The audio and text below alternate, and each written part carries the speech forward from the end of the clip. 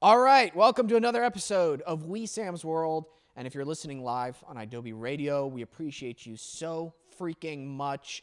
Welcome. We haven't seen you in a week. We missed you. And Peyton's already distracting me. I know. I'm sorry. He's already ruined the episode. There was a little voice in my head saying, hey, you didn't click record on the audio thing. And I had to make sure, or else I would be sitting here this whole 12 minutes thinking I'm not recording. And I am recording, though. I appreciate that. Yep.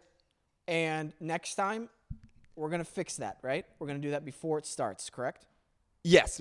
I did do it before it starts, but, I didn't register that it was happening. Right. You know? So you have OCD. Oh, yeah.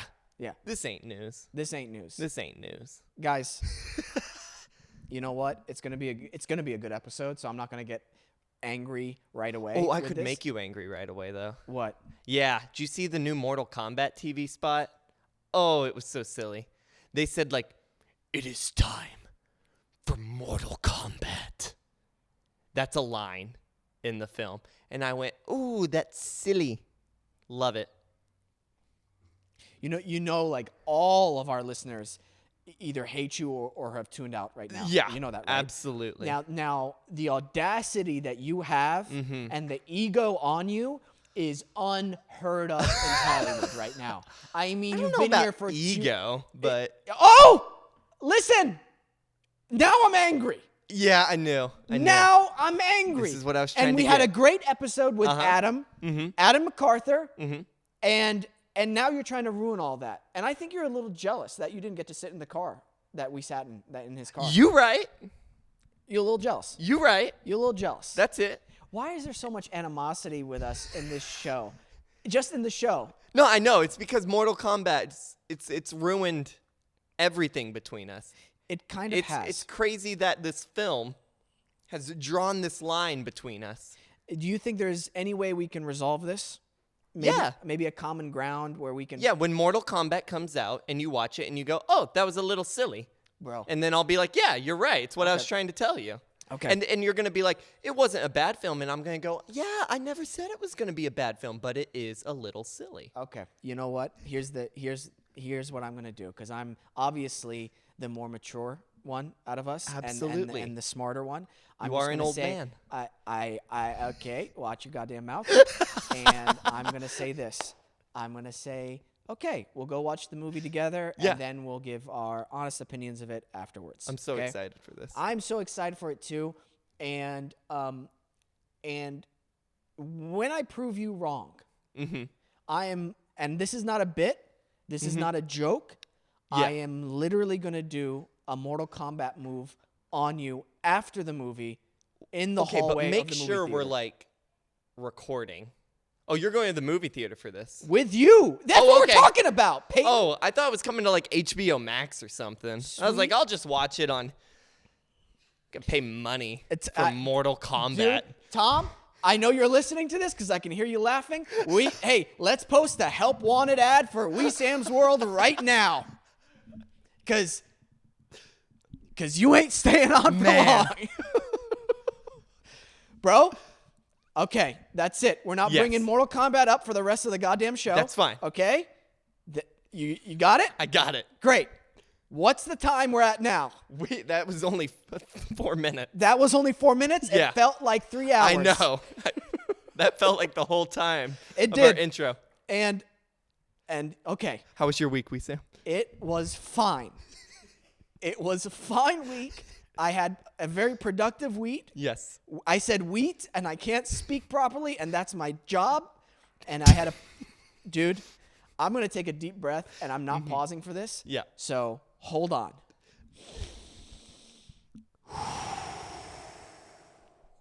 There we go. I'm regulated. Yes. I'm regulated. All right. Hey, guys. I know the show's already started, but I'm pretending like I just started it again. Thanks for tuning in to Wesam's World. I really appreciate you guys for tuning in. Give us a follow on Instagram, okay? There's thousands on you. Still can't talk. This is great. And we're demonetized on YouTube because I've already cursed. No, I'll bleep it. Good. I tell you what, man, I had a great week. It was super productive. pitching a couple TV shows. We're wrapping some stuff up. It's been going wonderful with that stuff. People in California can now get their vaccines April 15th. Basically everybody almost, except if you're 16 and younger. Make sure you're taking your vitamins. That's basically what they said. Yeah. Yeah. That should be the billboard for the CDC in LA County.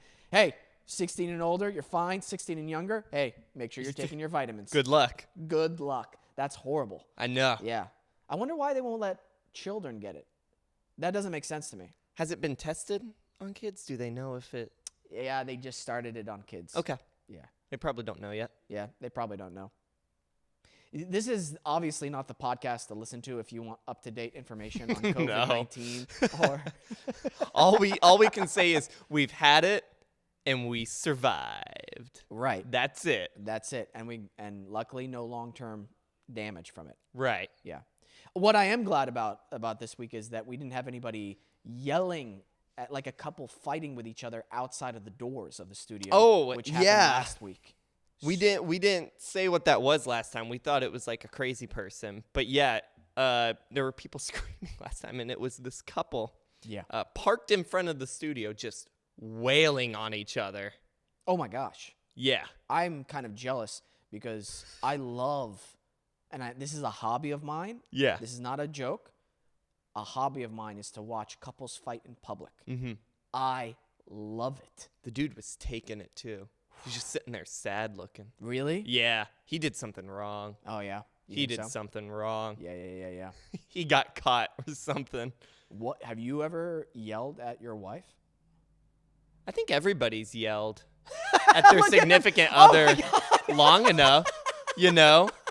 Like, I'm not going to go into what, but everybody who's had a partner for 3+ years, they've yelled at each other. Bro. At a point, have you ever... No. Yeah.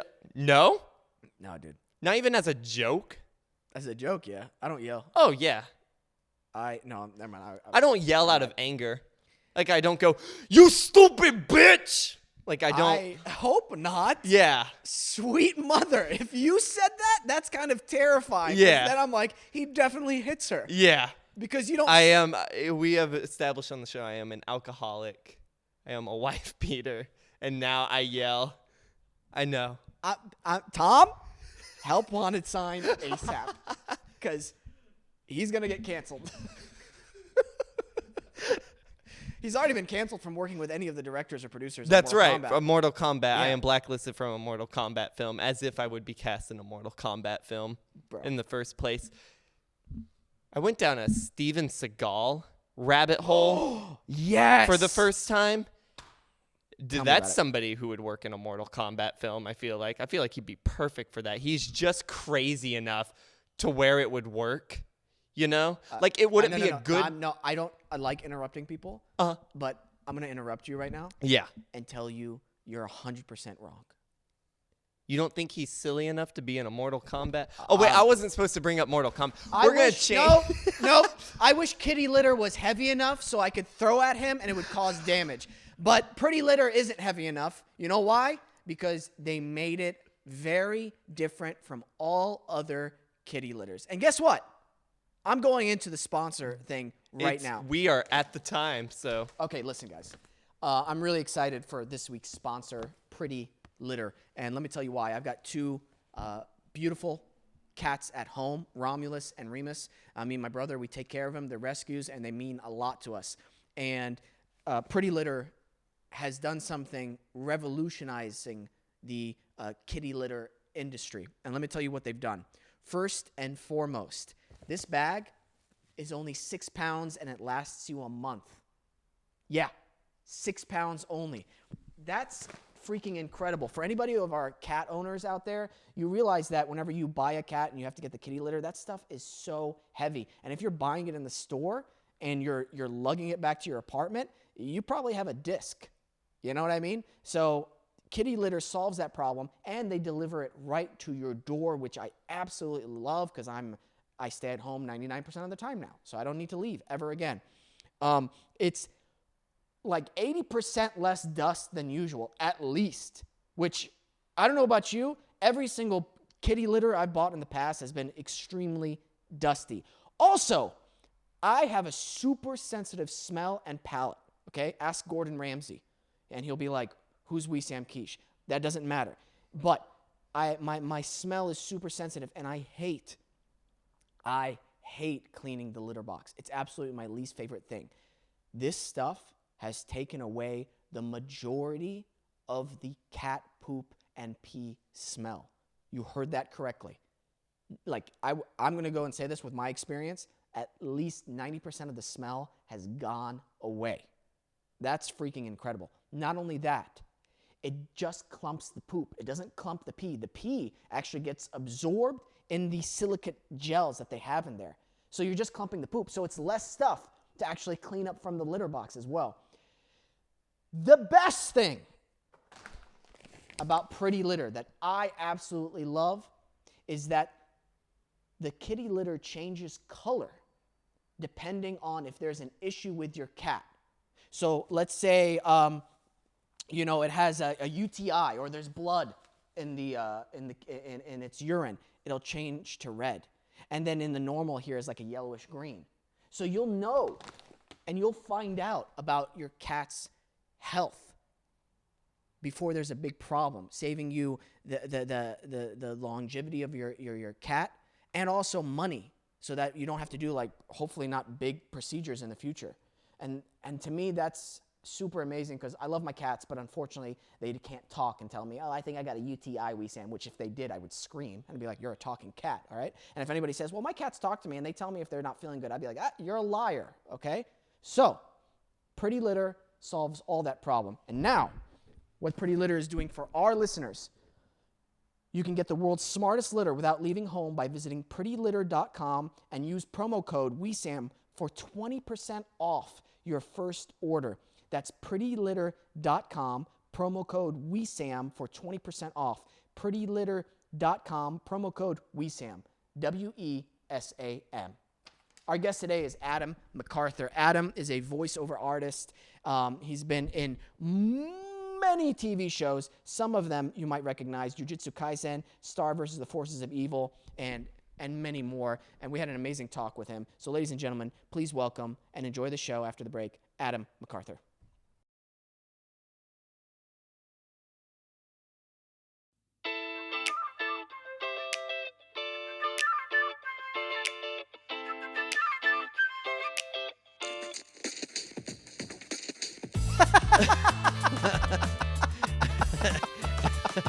And I just wanted this to be like, I want to see a dad owning his son. You know what I mean? Like, I want to see like a dad just being like, no. Even though they're just boxing, right? They're not doing like an MMA. No, they're just which we're like, well, they're just boxing, which is a whole other art form in itself. But right. Yeah, it's kind of disappointing they're not doing MMA. Yeah. I mean, because clearly Ben was not a boxer even in his MMA career. I mean, he was known for pinning guys and beating him up on the ground and stuff like that, which, you're tying his hands behind his back and putting him in a match and acting like you're like fighting some, I don't know how I feel about it. I don't know how I feel about all of it, to be honest with you. Yeah. Because in a way it is kind of fun. I like when people talk crap to each other and like, it gets everyone going, and you're like, he's doing something right. People want to see him get beat up, or people want to see him, actually like be who he's training to be. I don't know. What do you think about it? I cannot stand Jake Paul and Logan Paul. Yeah. They are unbearable human beings on this planet for me. Have you met them in person? I have not met them in person. Okay. And listen, I'm sure if I met them in person and I didn't know all the stuff they posted, your opinion wouldn't change. I like, think they would be equally as annoying. I see a chance of there being like, oh, these are fun guys. However, everything they put on out there, Yeah. it's really hard for me to like them. Yeah. And that takes a lot for me to say out loud and publicly. Yeah. But what they put out there, how they're putting it out there, the influence that they have on the younger generation is not a positive one. No. And that's my problem with them. Yeah. And I'm not going to deny that Jake and Logan are not are talented martial artists, because they are talented.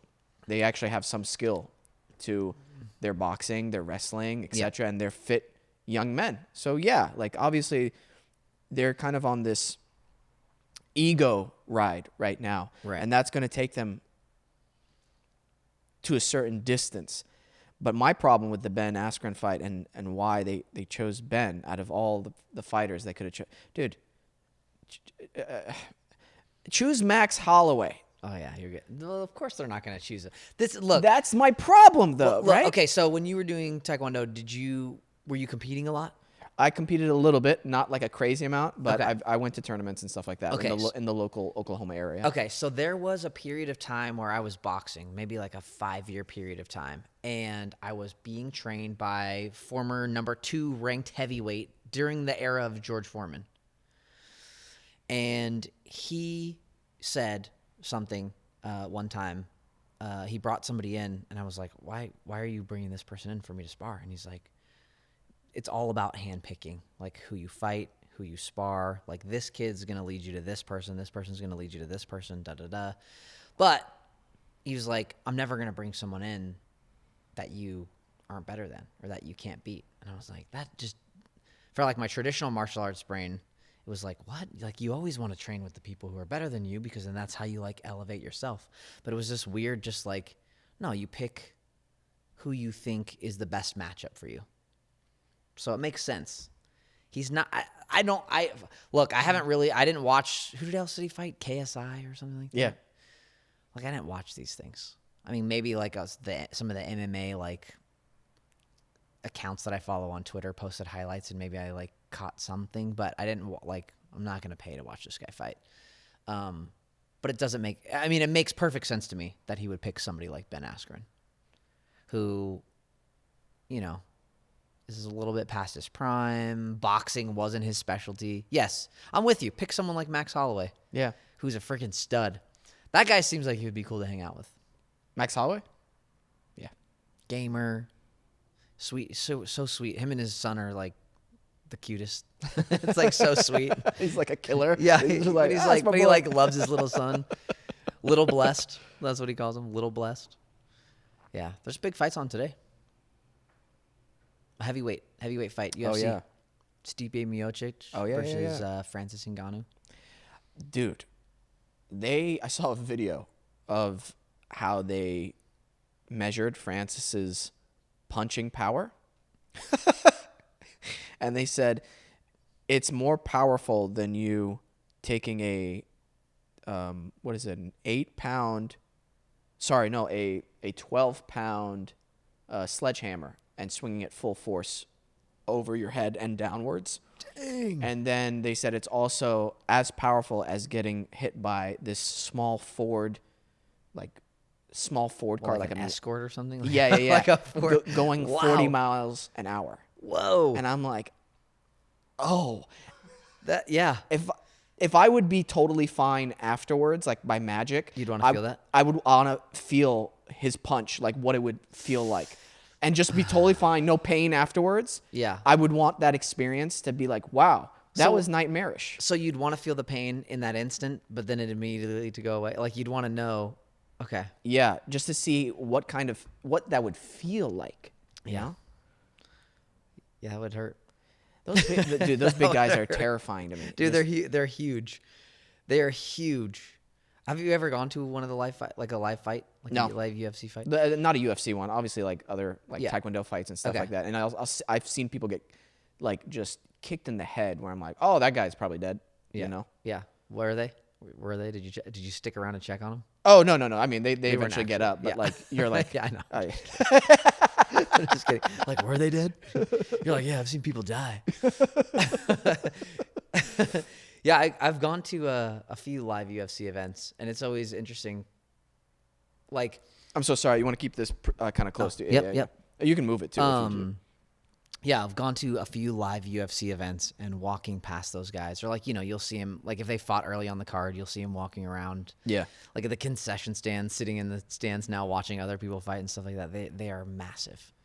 They are massive. I was just talking to somebody about this too. Like a lot of people think they're in good shape. like, oh, I'm fit. Like I do CrossFit or I do HIIT, and all this stuff. There is nothing like being in shape for fighting. Like if you are not in shape, even if you're in fantastic shape, you can run 10 miles, not breathe hard, whatever. If you are in a fight, it is something different. It is something different. There's nothing like feeling like you're drowning on dry land than trying to fight when you're not in shape. Like your mouth gets all dry. You can't even your lips don't close over your teeth. You can't catch your breath. Your legs feel all heavy. I have a theory behind that. You do? Yeah, and it's a good portion of that, maybe 30% of your actual tiredness is from the mental fact of like you feel you're in danger, and it's touching into something primal into you that you're not used to tuning into. Totally. And you're realizing, oh, the consequences are really high right now. I'm not used to this. Adrenaline starts pumping in. You're not used to controlling that. You're not used to controlling your breath in high intensity situations like that. Totally. And it just compounds one after the other, after the other, after the other. And yeah, man, I totally agree with you. Fighting shape is something totally different than being in regular shape. Yep, I would agree with that too. Yeah, your fight or flight kicks in. You get that adrenaline dump. Yeah. And then you're just there getting punched. I'll tell you the closest thing to regular working out to fighting, Yeah. running uphill on any kind of mountain or hiking trail. Yeah. And pushing yourself constantly, like pretending like you have, like this is what I do, like I have an antidote and my brother's on the top of the mountain and I have to get him the antidote before a certain amount of time or he dies. I like that. Is that the same story every time? No, it's usually like something different, you know? Yeah. Yeah. Yeah. I like that. Like there's a terrorist organization at the very top and they have people hostage and I'm you've got to going get in. up there. Yeah. And then when I'm up there, I have to be ready to fight. I like this. Yeah. Yeah. See how intense this is? This is like, this is intense. I actually am experiencing that adrenaline dump right now from my excitement of being here, talking to you. I'm physically exhausted right now. I'm just kidding. ouch. No, I'm kidding. In a good way. In a good way. In a good way. In a good way. Oh, dude. How's voiceover work been since the COVID thing? So Yeah. I hope this is not a question you've already answered. Probably. Yeah. No. Okay. Yeah. Yeah. Yeah. No. I mean, it's been fantastic, actually. Excellent. Thankfully, it is the one area that hasn't been. I mean, of course, like last March, there was this period where everyone was like, "What's going to happen?" And everything kind of stopped for a couple of weeks. But I think it became clear very quickly that voiceover was like people could record from home. Thankfully, I had a setup already in my house that provided me the ability to record jobs from home. And then, yeah, it kind of just started from there. I mean, I feel like a couple of weeks ago, I was in the booth recording for like 27 hours that week, like a ridiculous amount of time. Wow. So yeah, I'm very, very thankful that it's managed to continue to be busy during last year when a lot of people didn't have that. That's freaking great, dude. Yeah. That's a Yeah. blessing. That's amazing. Yes. Yeah. Yeah. So yeah, a lot of I think a lot of the studios realized too that it was like, oh crap, well, animators can work from home. So they started acquiring more projects and, all that stuff. So I could see how that's great. I miss going in the rooms, like Me for too. regular auditions. That's where I feel like I've got a little bit of an edge. yeah. Self-tapes are great. I feel like mine are great. I don't know how you feel about yours, but I just like being with a casting director. Sometimes I'm like, hey, is this more this way or this way? All right. Then I can just adjust right there. Just do it right then. Yep. I'm with you. Yeah, it feels like self-tapes feel a little bit more like a shot in the dark. Also because at least, I mean, you've had those auditions, and I'm not saying like this. The casting director reaction in the room is never reflective of like what actually happens if you get booked or not booked, because sometimes you're like, oh man, that was amazing, and then you just never get a call back or anything. Right. Yeah. That can happen. But it is still nice leaving with some sense of like, all right, well, at least I just had that nice moment with that person, as opposed to just like sending it off and being like, well, see what happens. Because it's funny. I've booked off self-tapes before, but the booking is almost unsatisfying to a certain degree. for some reason, like whenever you get the word, because it's like, oh, I self-taped that a week ago or a week and a half ago or 2 weeks ago. Yeah. Oh, well, that's great. Awesome. But that you're just kind of taken off guard. I don't know. Yeah. I feel. Have you been on set during COVID? No, I have some buddies who've been on set. Okay. And they've told me their experiences. And it's been. Funky? I mean. Just different. Peyton here has worked as an extra on set. And it just doesn't make sense, all the protocols. It just doesn't make sense. It's like over the top? Not over the top, but okay, we're going to rehearse with our masks on. And then when we shoot, we're going to take off the masks. Okay. Yeah. We've already been tested and stuff. Why are we rehearsing with the masks and face shields? Like, how is this? Yeah. Does COVID not jump during rehearsal? Right. Or only jumps during rehearsal, doesn't jump during shooting? Like, how does it? So knows. just certain protocols don't totally match up. Yeah. What about you? No, I have not been on a physical set. I've been in studio recording. I've actually gone into a studio for some stuff. One of the projects I'm on right now. One of the projects I'm on right now, I booked during quarantine, and the first 2 episodes I recorded from home, and I was like, I hate this. I cannot do this from here. I need to go into a studio. I will do whatever I have to do. Yeah. If it's take a test every week, whatever. And thankfully the studio was very accommodating, and also like they already had a ton of COVID protocols in the studio, like in place. So we went back in, re-recorded the first 2 episodes, and then got to continue on. But yeah, not an on-camera set. Gotcha. Yeah. Is this for the Star Wars or the latest project you're working on? This is for the latest project, Jujutsu Kaisen, the anime. Nice. The anime project that I'm working on. Yes. That's so awesome, dude. Congratulations. Thank you. It's so much fun. And Yeah. it's actually it's a very different experience and world. This is my first anime. Yeah. So it's a very different experience, a very different world. And it's been a lot of fun.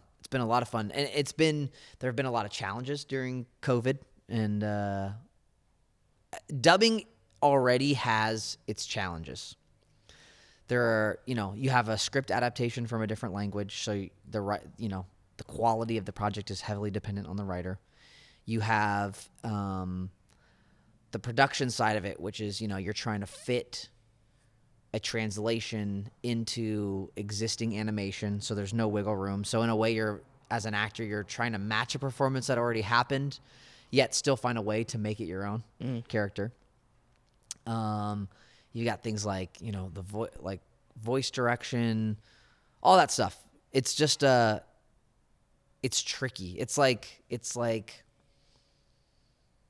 production gymnastics. Like you're just doing all these crazy moves to make this thing work. And I think Jujutsu Kaisen specifically really warmed up in like episodes 3 and 4. Like it took us a couple episodes to kind of warm into it and find the sync with each other. And then also the added layers of complication because of COVID. And like every actor is working from home. Everyone has a different mic. Everyone's in a different space. Some people they're literally standing in their closet with like clothes as their soundproofing. Some of them are, they have a legit booth in their house. So it's been cool and hard to make it all happen during this weird time in world history. Yeah. Well, I mean, it feels like an exciting challenge from the actor's point of view for this puzzle that you're trying to fit. All these pieces have to go in a certain way.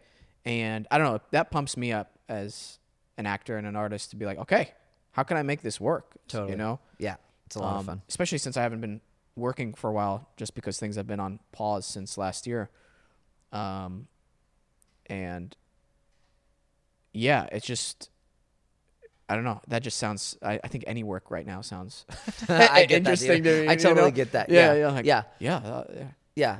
No, for me, like as a voice actor, some of the stuff I really love is there's another project that I can't say what it is, but there's another project. It's a dub. I can say that. Another dub that I'm working on, and the character is very stylized. He's very unique, and a lot of what he does is really rapid, almost like robotic word vomit of like scientific terms. Yeah. And so I'm dubbing, so I'm matching. I have to match timing, and I'm saying all these complicated, all these complicated words. Like, you know how animals have their, like, I guess it's just like their scientific name, but there's a word for that, isn't there? Like, what is it called? Their Latin name? Their Maybe Latin? it's Latin name. Yeah. There's something. But anyway, Their you know what I'm talking scientific about. name, yeah. Their I think scientific that- name. yeah. So it's like basi- genus maximal. Yes, exactly. Like a lynx is like a lynxus, whatever. Yeah. So this character like rattles off all these, and it's vocal gymnastics. It is like so mentally pleasing to be able to wrap your mind and mouth around these words and say them and make. It's just a fun challenge. It's one of the things I love the most about dubbing. Yeah, it's fun. We got to take a quick break. Okay. And then we'll be back. Cool. With some more Adam. Wonderful.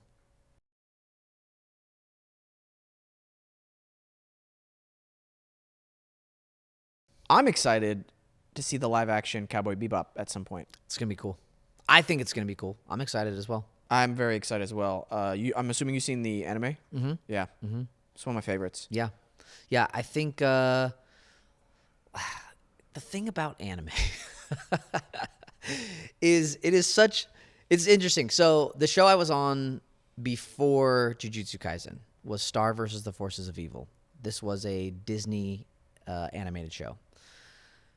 I said Star Wars earlier. I have to address that right now. I think I said Star Wars, but that's what I meant. Okay. Yeah. Yeah. I actually, I did a recurring character on a Star Wars project also. So that is okay. Star Wars: The Clone Wars, which was on Cartoon Network. Yes. That's why I So, said and it, it's yeah. easily confused. So Yeah. no problem there.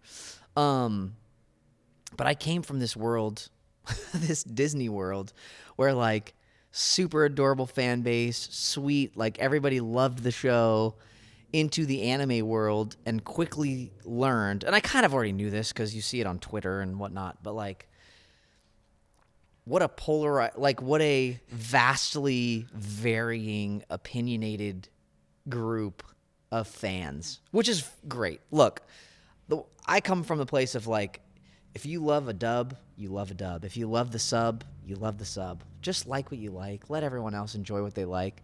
So I've seen a lot of people who are like, live action Cowboy Bebop. Why would they ruin the original? I just like it will bring new fans into the world. You know what I mean? Yeah. It'll open up the doors. More people will be fans of anime. Anime is actually incredible. Anime. Did you know this? In Japan, there are anime for all different age groups, like intentionally. Like there are ones that are like, hey, this is for 21 to 23-year-old males. This is for 22. And like they try and make them so specific. But, you know, we don't really have that in Western animation. It's like everyone thinks like cartoons are for kids. Of course, we have Adult Swim and all that stuff. But, you know, you don't see a lot of it made specifically for young adults, early 20s, people in their early 30s. There's stuff in Japan that's made specifically for people who are like early 30s, you know, relatable, you know, stuff that they can relate to. I just find that so interesting. It's I love how specific they get over there and intentional, and their awareness with a lot of their projects and the details with a lot of anime things and the obscure humor in some of them. I saw something I sent over to Isaiah, my buddy, and it's from this anime, and I don't even know if I'm going to do it justice explaining, but I'm going to try to. Okay. So it's this guy. He's in a mental hospital, right? Mm-hmm. And he seems somewhat sane. I don't think he's as crazy as the other patients. Mm-hmm. And the doctors come in, and they're like, hey, we have a guest for you. And then through the doorway is this person steps through, this male, and he's being a little bit creepy, a little weird, and he's like like that. Yeah. And the guy's like, who is he? Who is he? And he's like, and finally one of the doctors like kicks or pushes him out of the way. He's like, get the hell out of here. And it's actually one of the other crazy patients. This is your real guest. And then the real guest comes in. Now, Gotcha. Explaining that, I did not do it justice. I understand that. I might have to pull up the clip and put it And in just here, show it. right here, Yeah. and send it to Peyton to show people what I'm talking about Yeah. and how funny it really is. Yeah. And so that's what we're going to do. It's here. Now, see how funny that was? So I'll show you at the break too afterwards. Okay. Yeah. Yeah. But I just love how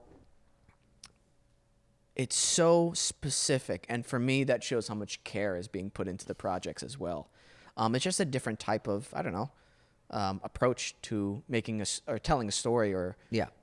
showing a story in certain ways. Have you ever been to Japan? Yeah. Okay, so I was there in 2019, and I feel Same. like really Yeah. I was there in April of 2019. Dude, I was there for Sakura season. Yeah, same. Me too. Yeah, that's really funny. That's interesting. Yeah. I was in Kyoto, Osaka, and Tokyo. Tokyo and Kyoto. And we went to Nara for a day. I didn't go to Nara. Was that awesome? Bro, that's where I want to die. That's Okay. awesome. That is awesome. I saw an old man petting the deer near a stream, and I'm like, This is it. that's me This is in the future. the deer or the old man. Both. Because we're all one, Adam. I love it. That's what you learned in Japan. We are all one. I love that. Oh man, dude, that's so funny. We were there at the same time. Did you do like team labs in Tokyo? The digital art thing. Have you seen that? They've got like all the colored lanterns. There's different rooms. They have the room that has like all these shapes that you kind of walk up and on, and it's the whole room is projected onto. Shit, no. Okay. No. I thought you were going to say that sounded like a theme park we went to. That was all digital. Oh, okay. Did you go to Disneysea? No. Oh, dude, you got to go back to Japan. I know. I have to go to Nara. You have to go to Nara. You have to go to Disneysea. Disneysea was a Disney theme park. It's you know how like we have the Magic Kingdom here in California, and they also have the Magic Kingdom in Florida. It's a little bit different, but it's basically the same. Disney fans are gonna come at me now. They're like, it is not the same. I know it's not the same, but they're both called the Magic Kingdom. But Disneysea is its own theme park in Japan, and it's basically like if like the description you find on the internet when they talk about it is if you gave Disney Imagineers an unlimited budget and told them to go make a theme park, this is the theme park they would make. It feels like the most Japanese of like between even Tokyo Disney and Disneysea. It's just so cool. It's so cool. There's a giant volcano that goes off in the middle of the park. Wow. There was like old-timey New York pier with literally it looks like the Queen Mary docked in a harbor, and you can go on. There's a restaurant on it and stuff like that. It's very, very cool. Tokyo? In Tokyo, yeah. Okay. But what I was going to say was, especially since you've experienced Japan, for me, when I went to Japan, having done a Japanese martial art my whole life, and having been a fan of anime, a lot of the intentionality that you see in the martial art and in anime and stuff like that made so much more sense. It feels like such an intentional place. Even the way people walk there in the crosswalks, the way it is in restaurants and the way the chefs act when you're ordering food and all that stuff. Like everything is just like clear, clean, concise, intentional, specific. You know exactly who it's for. You know what I loved it. It pleased my brain so much. Japan made me very, very happy. Bro, making me sad again. No, you're gonna go back. I know, but I want to go now. You can go soon. You can't go now. You can't go now. They closed their borders to me. Yeah, I know. To me specifically. Just me. You. No, man. I love that you said that because that is everything my buddies and I experienced. Part of our trip when we went was to understand and observe masters at their craft in person. Cool. So then we can apply those principles to our acting craft. And the cool thing that happened is after we came back, we all booked jobs. That's amazing. Immediately. That's amazing. And all of our reps noticed a certain improvement in our acting work and our craft, and other things started opening up for us. And that to me is like, okay, we got a hold of something special there, of these principles that we learned. Yeah. Now we got to hold on to them and continue to sharpen those skills. Yeah. If you go back, there is this digital theme park where we went to, where it's kind of like you get to ride a roller coaster, an indoor roller coaster, or like there's these small indoor rides that you get to ride, but there's also like these video games and that you pay for everything that you're going to play. Yeah. But one of them was like it's a virtual reality place. That's what it is, like a digital theme park. Cool. I didn't, I've put on virtual reality things before, like games. I'm like, all right, it's whatever. It's virtual reality. It works enough. Was this just like next level? Bro, I was like, I put on this thing. I got the gun. And then when it turned on, everything, I was like, oh, I'm in Tron. I'm in Tron right now. And everything, like you're playing with another person, like a group of people. Yeah. And it's so bizarre. I'm going to show it on the camera here. So, like, you're going, I don't know. Can you see me here, Peyton? Yeah, I can see, yeah. Okay, this is perfect. So, like, you're wearing the suit, and I know this sounds crazy, but whenever you, like, duck and you're shooting, and everything just seems so much more crisper and cleaner and realer. Like, it was like 3D plus. That's so cool. Have you done the one here? The company's like The Void or something like they have one in downtown Disney. I want to say they had one in downtown LA, but they for sure had one in downtown Disney. They had like a Star Wars VR. Have you done that one? No. Okay. It's incredible. But I can only imagine that this was like that maybe, but better. I don't know. Japan just seems like the place to be for that kind of stuff. Oh man, and this one, everybody was like this, but one specific Japanese young lady who worked there. Mm-hmm. She was 4'6" probably. Awesome. Tiny. Yeah.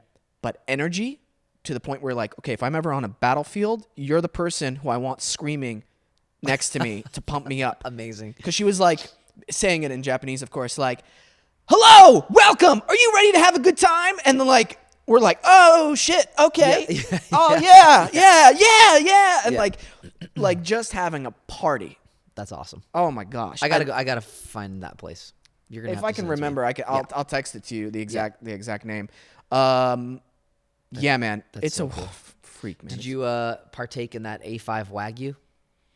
That beef, that juicy Japanese beef. I think so. I'll be completely frank with you. I know we had Wagyu. I don't know if it was a A5, but I have had real Kobe beef from Japan out here before. Okay. So that wasn't like a thing that I was like, oh, I want Okay. to for sure do that over there. Man, it's like butter. It is like butter. It's like eating meat butter. You know what's better than Kobe or Wagyu beef for me? What? And I know the species of fish is dying out and it'll be extinct soon, which is kind of sad, but I hope they regulate it, is Toro. Oh, yeah. Bluefin. Yes. Tuna belly. Oh my gosh. Did you have it there? Did you have like an amazing experience there? Yeah. Yeah. The things that we had an amazing experience with is coffee. Awesome. That's fun. Oh, man. The coffee shops we went to out there were just something mind-boggling. Did you go to the one?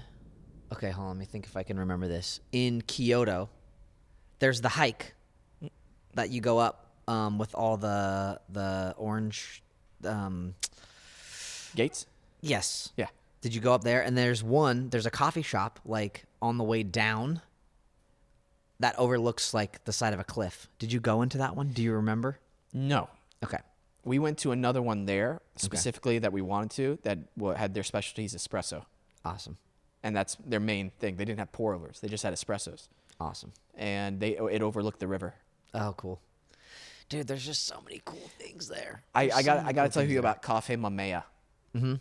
And I think this is going to be my commercial for Cafe Mamea in Japan. Look right in the camera. Yeah. Cafe Mamea. Acquire that sponsorship.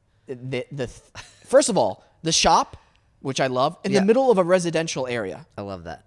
And we're like, there's so many cool things like that there. Did you go to the Starbucks, the random Starbucks in Kyoto, like the sit down on the ground Starbucks? No. Yes.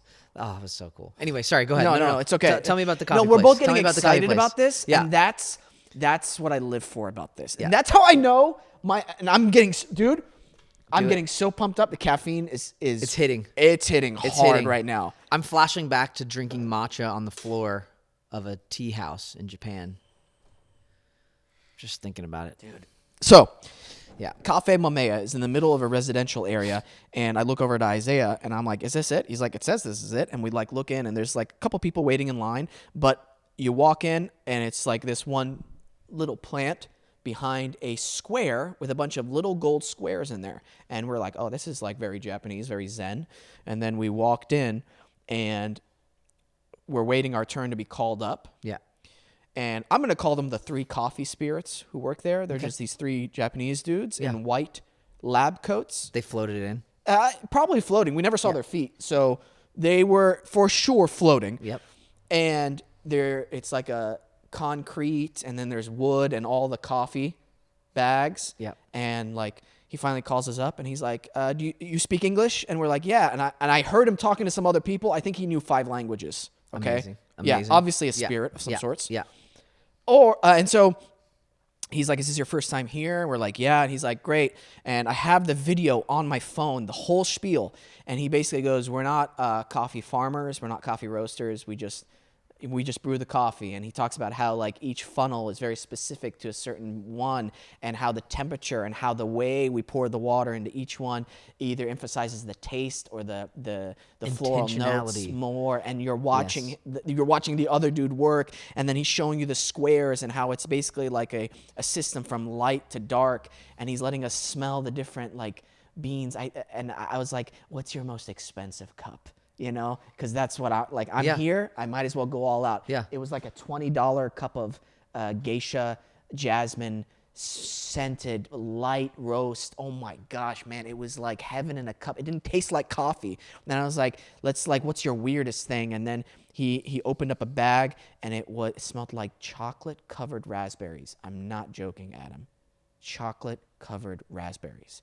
And then when he poured it for us, it tasted like licorice, like somebody dropped a cough drop, and it was so sweet and licoricey, and we're like, "What is this place?" That's so cool.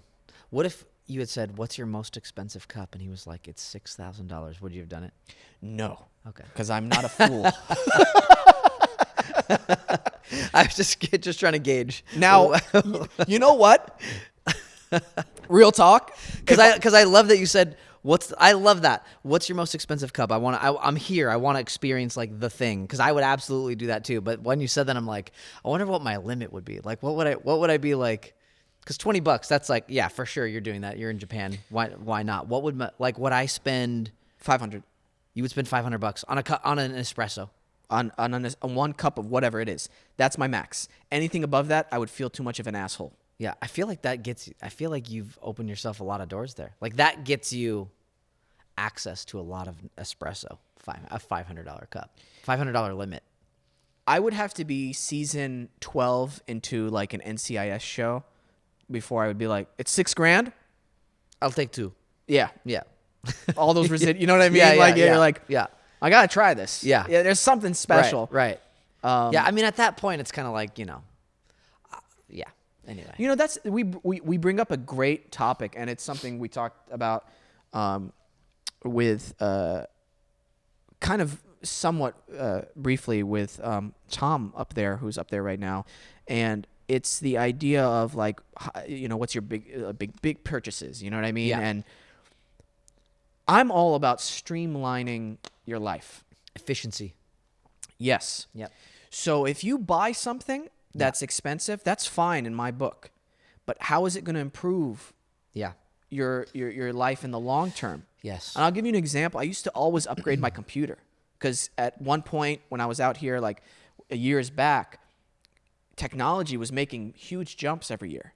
Bigger jumps than it is now. Yeah. To where I was like, "Oh man, this is going to help me out much better than last year." So I'll sell that one, upgraded this one, Yeah. blah, blah, blah. You know what I mean? That Yep. constant thing. And I was Yep. like, wow, this has improved my quality of life and work so much. Yeah. Do you agree with that kind of Totally. mentality? Yeah. Yeah. Yeah. If it saves me time, I will spend more money. Yeah. Yeah. Efficiency, especially now. I mean, aside from acting, I own a business. I have like a non-entertainment industry related business, and so the time that I spend doing that with employees and this time that I spend on actual like acting stuff, any time I can shave off time spent doing something, that I feel could be made more efficient, I will usually try and upgrade and do whatever. Actually, for example, I just bought a couple months ago now, I just bought a second monitor for my Mac laptop in my booth so that I don't have to look down when I'm recording auditions and stuff like that. Or like if I'm dubbing, I can put like the video that I'm dubbing to on the screen so I can look straight ahead so I don't have to worry about my mic placement while everything's run off my laptop that I can keep down low so that you can't hear the fan and the mic and like all this stuff. But just like, honing stuff in, efficiency, I love all that stuff. Which is, again, why I think I love Japan, because everything made sense. Yeah. It's like, everything just makes sense there. Also, how are we on time? Should I go for the break? Okay. Experiences are so important to me because I'm like, okay, when I went in there, I was like, this is not a time to be frugal. Yeah. I've traveled halfway across the world. Dude, I'm so with you. What am I going to get the cheapest cup of coffee you have right now? No. Yeah. Right. I want something special today, because today is a special day. And what happened was we ended up going to that place twice. And what we gained from those experiences was this. And it's something so simple, drinking coffee. But we tasted the product. We tasted all that work, all those years of experience from those three guys in those cups of coffee. We tasted it, and we're like, whoa.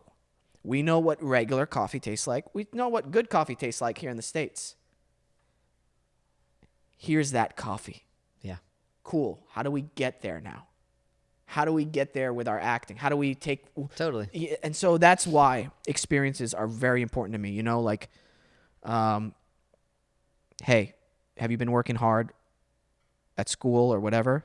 Pay the extra $2.50 for guacamole at Chipotle if you feel like you really want it. Yeah, want it, need it. Yeah. There's some vitamins in there. There's some energy stuff in there. Yeah. You deserve it. Yeah. That $2.50 is not going to make or break you in the long run. Yeah. So, dude, really early on in my career here in LA, I had a manager who was he was like an all or nothing kind of mentality. Like, if you want to be an actor, you are all in. It's like, you don't be outside partying, you don't do this, you don't do that. And an element of that was, looking back, was, he had a younger roster, and I think at an early age in LA, you can fall into the like LA scene and whatever. But he was very much like I had a few opportunities early on in my career to do some martial arts stuff, like hosting documentaries that were martial arts based and stuff like that. And he would be like, this is a waste of your time. This is a waste of your time. Don't do that. And I shut down a huge part of myself that would go out and do things, because he basically like instilled fear that if you left, you would miss something, and your time is limited anyway. So your career would be doomed. And I totally bought into that. And so I missed out on a lot of stuff in like my early to mid 20s, I think, because I was like afraid to leave. I didn't go to a trip to Scotland to perform in the Fringe Festival with some friends, because I was booking so many like on-camera commercials at the time. And this was when commercials were like, you were making bank off commercials. Oh, okay. Yeah. And he's like, why would you go? And looking back, I'm like, money comes and goes. Always. It is these experiences. It's these things that allow you to like unlock that thing in your mind that takes you to the next level and makes what we're really trying to do here, which is tell authentic, good stories from a perspective that might not be our own. So we have to like allow our mind to go there, but we can't do that unless we are out living and experiencing these things that we don't already know, or that we didn't, already come from. Yeah. It's a tool. Money is a tool. Money is a tool. Yes. That's how you have to look at it. And it sucks, because I know I was in that position before, whenever I was, working a struggling actor, working in the restaurant. Like, you want to pay your bills, you want to do this. But once you start like looking at money as like, no, this is a tool. This is going to help me get to the next level. That's when your perspective changes, and that's when you can start finding opportunities in places that you never saw before. Totally. Yeah. So the show is going to end on Adobe Radio here right now if you're listening live on Adobe Radio. But do not fret. The show continues on. You can tune into us tomorrow morning on Spotify, Apple Podcasts. You can just download the Adobe app and listen to us there as well. And also, we're on YouTube. So if you want to see our pretty faces, you can see us there. Make sure you subscribe on all platforms. And if you're enjoying the show, make sure you follow us on Instagram. Give Adam a follow as well. Adam McArthur on Instagram. It's at NinjaMac, NinjaMac, and that's my handle everywhere. Awesome. At Ninja Mac. The show continues on, but thanks for tuning in live on Adobe Radio. Yeah, man, it's tough to change that because it's scary and uncomfortable.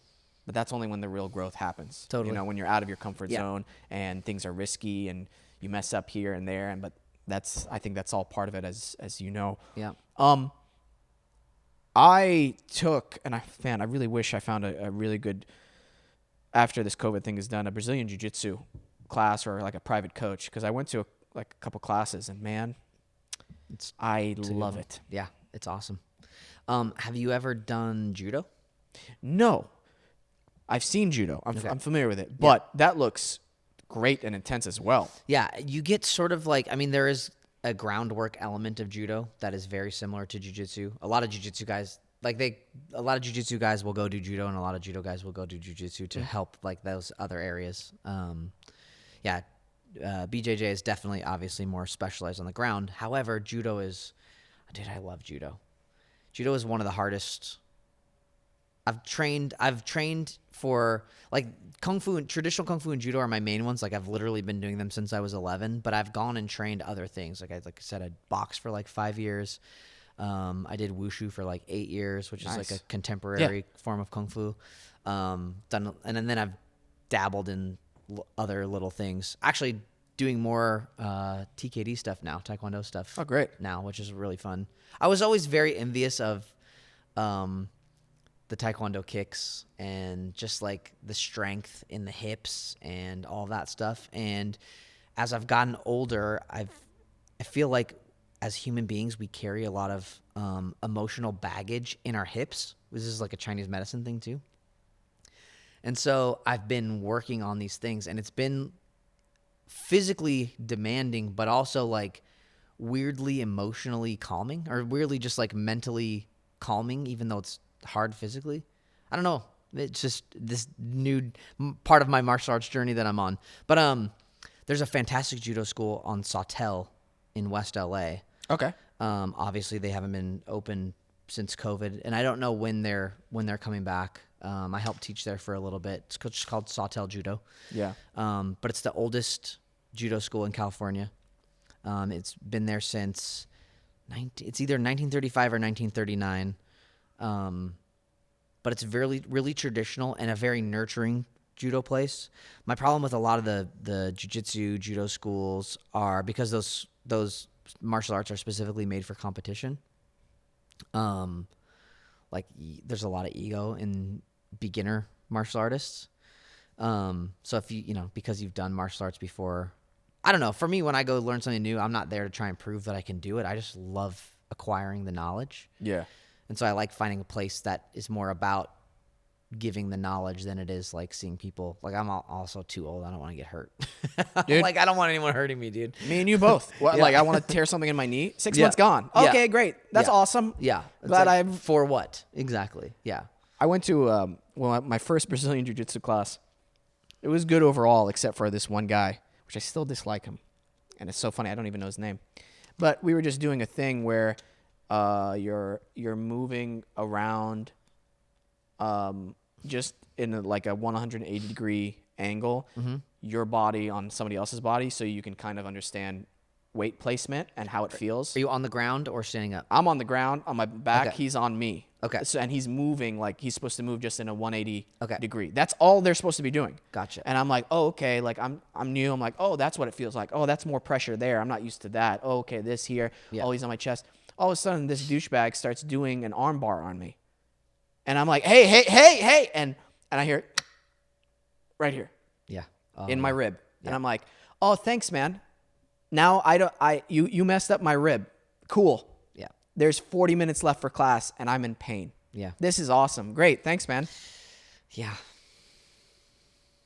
That drives me up Yep. a wall. So that's actually good to know that judo school is just no ego. Yeah. No ego. Yeah. Everyone there is.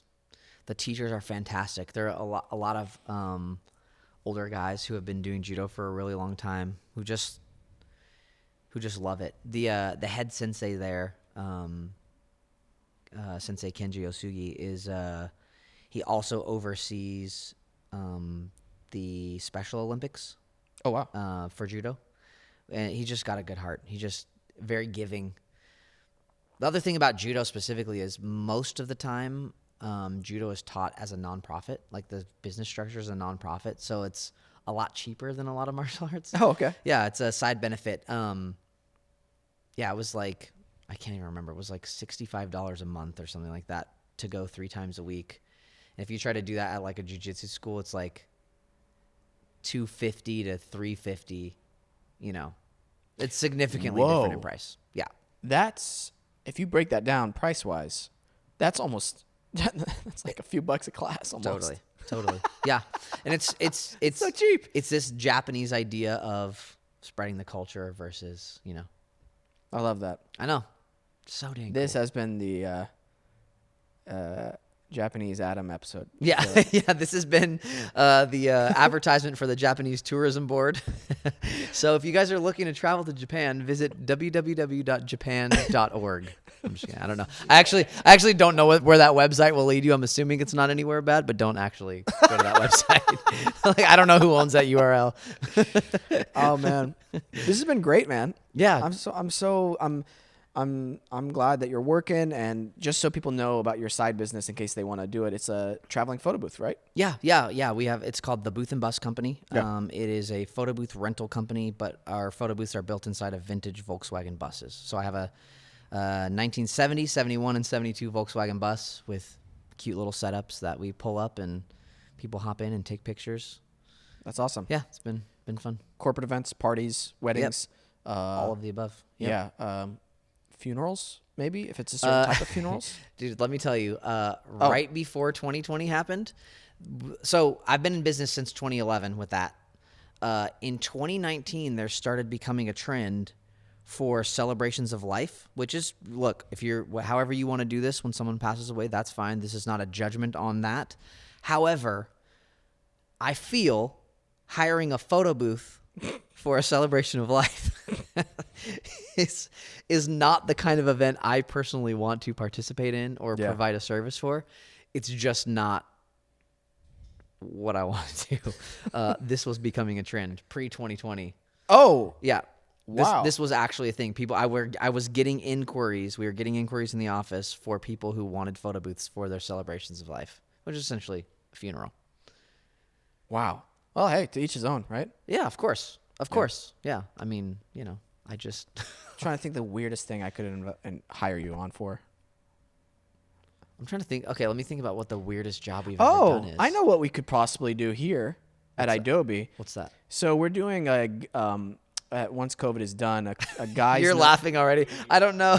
Why? I knew it was gonna be something guys' night related. Yeah. What's the weirdest thing I can do? And in my head, I'm like, guys' night. Yeah, because I want a big. We had a gimp.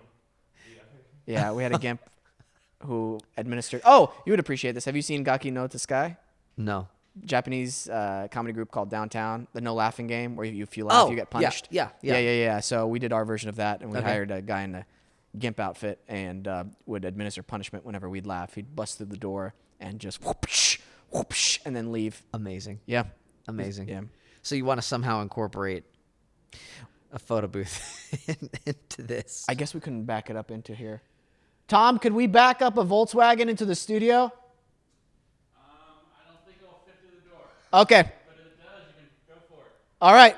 Copy. Hey, I like the optimism there, or at least the potential. I'm all about potential. Being open to the idea.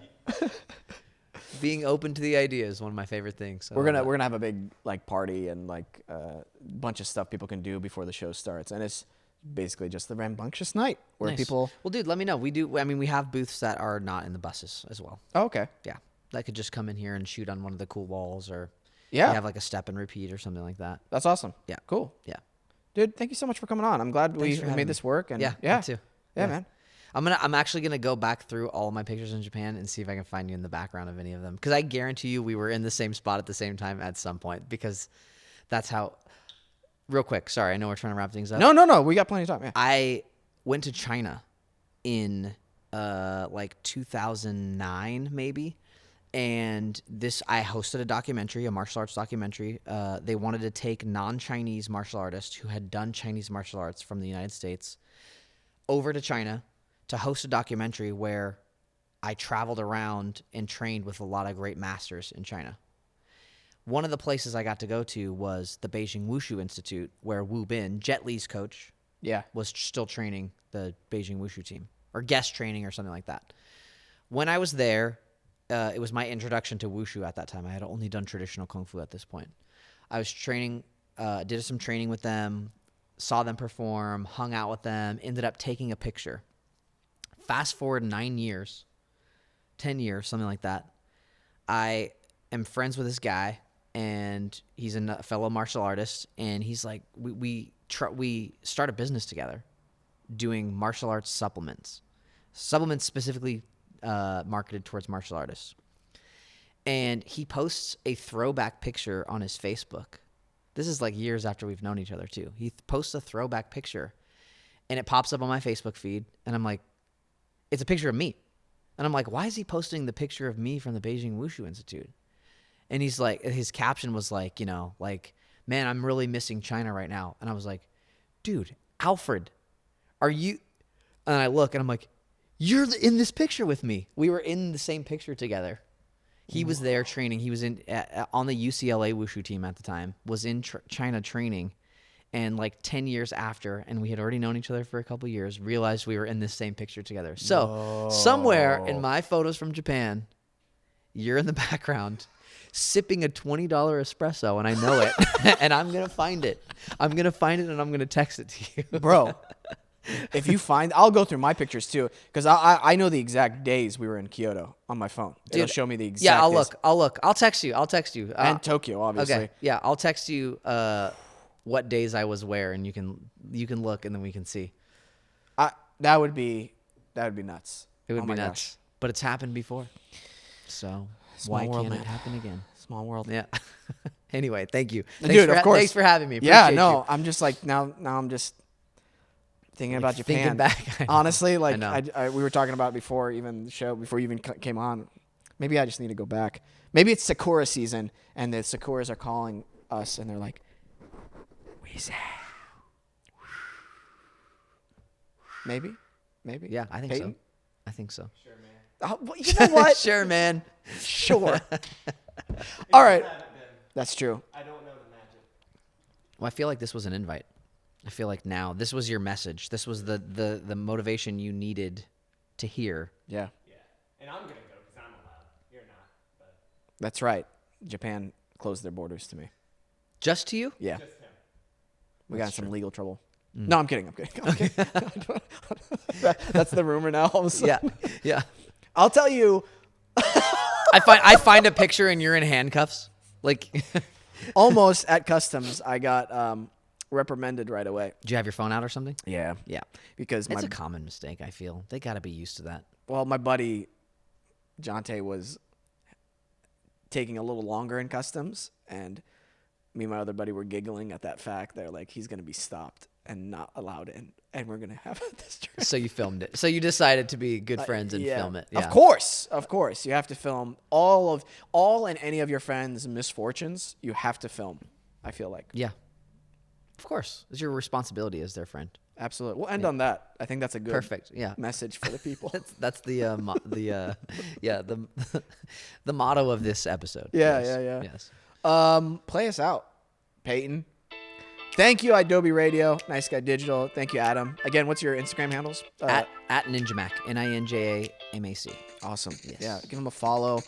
Check out his business, and yeah, thank you guys for listening and tuning in. We always appreciate you guys. Thank you to all of our new subscribers and followers. Always remember to listen, think, and then talk. Oh, Never forget. thank you, Pretty Litter. We appreciate you. You know what I like about that litter? What? It's pretty. Adam. Pretty litter.